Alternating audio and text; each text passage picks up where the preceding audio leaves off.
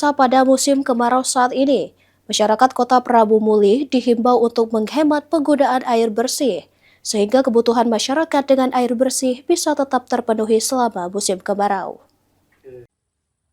Musim kemarau yang diperkirakan akan berlangsung lebih panjang harus menjadi perhatian masyarakat, khususnya dalam menggunakan air bersih. Untuk itu, masyarakat diminta tidak menggunakan air secara berlebihan, serta menyimpan persediaan air secukupnya untuk memenuhi kebutuhan sehari-hari. Menurut Ketua DPRD Prabu Muli, penghematan air perlu dilakukan bersama-sama agar ketersediaan air bersih tetap terjaga selama musim kemarau. Untuk kita menghadapi kemarau panjang ini, kita himbau juga kepada seluruh masyarakat Kota Prabu Muli agar sekiranya dalam penggunaan air bersih itu ya kita pergunakan secukupnya, jangan sampai boros.